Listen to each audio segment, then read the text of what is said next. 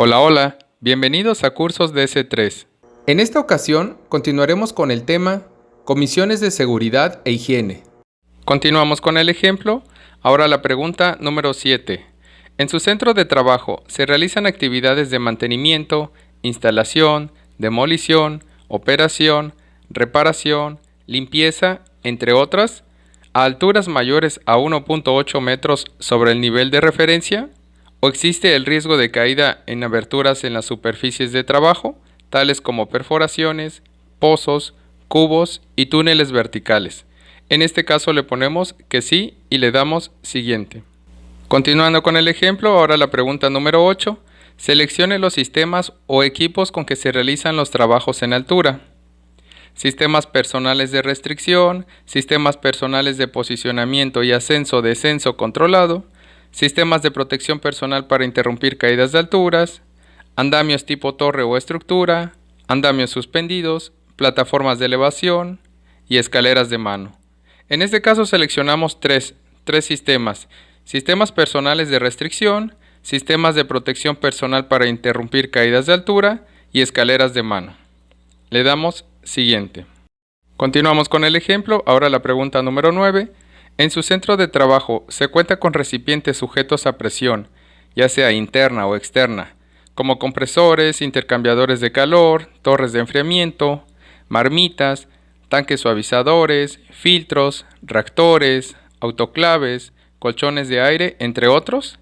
En este caso le ponemos que no y le damos siguiente. Continuando con el ejemplo, ahora la pregunta número 10. En su centro de trabajo se utilizan recipientes criogénicos. En este caso le ponemos que no y le damos siguiente. Continuamos con el ejemplo, ahora la pregunta número 11. En su centro de trabajo están instalados generadores de vapor o calderas. En este caso le ponemos que no y le damos siguiente. Continuando con el ejemplo, ahora la pregunta número 12. En los procesos que se realizan en el centro de trabajo se emplean materiales, sustancias o equipos capaces de almacenar o generar cargas eléctricas estáticas. En este caso le ponemos que sí y le damos siguiente. Continuamos con el ejemplo. Ahora la pregunta número 13. En su centro de trabajo se tiene maquinaria, equipos o procesos en los que existan materiales en fricción. En este caso le ponemos que no y le damos siguiente. Continuando con el ejemplo, ahora la pregunta número 14. En el centro de trabajo se realizan actividades de soldadura y corte. En este caso le ponemos que no y le damos siguiente.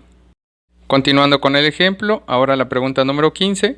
En su centro de trabajo existen instalaciones eléctricas permanentes o provisionales. En este caso le ponemos que sí y le damos siguiente. Continuando con el ejemplo, ahora la pregunta número 16.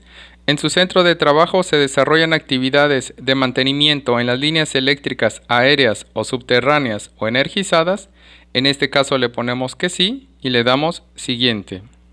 Continuando con el ejemplo, ahora la pregunta número 17.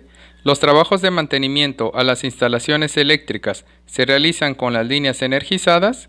En este caso le ponemos que no y le damos siguiente. Continuando con el ejemplo, ahora la pregunta número 18. ¿En su centro laboral se realizan trabajos en espacios confinados? En este caso es no y le damos siguiente. Continuando con el ejemplo, ahora la pregunta número 19. ¿En su centro de trabajo laboran trabajadores con discapacidad? En este caso le ponemos que no y le damos siguiente. Continuamos con el ejemplo, ahora la pregunta número 20. ¿En su centro de trabajo existe algún área donde los trabajadores estén expuestos a niveles de ruido superiores a 80 decibeles? En este caso le ponemos que no y le damos siguiente.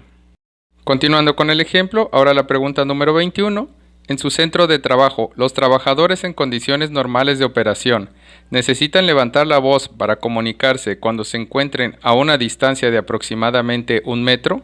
En este caso ponemos que no y le damos siguiente.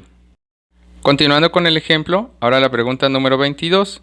En su centro de trabajo realiza actividades como radiografía industrial, radiografía médica, medición de espesores con ultrasonido, medición de niveles por rayos gamma, diagnóstico o tratamiento por medicina nuclear y radiación médica o para la investigación. En este caso ponemos que no y le damos siguiente. En el siguiente video continuaremos con el funcionamiento de las comisiones.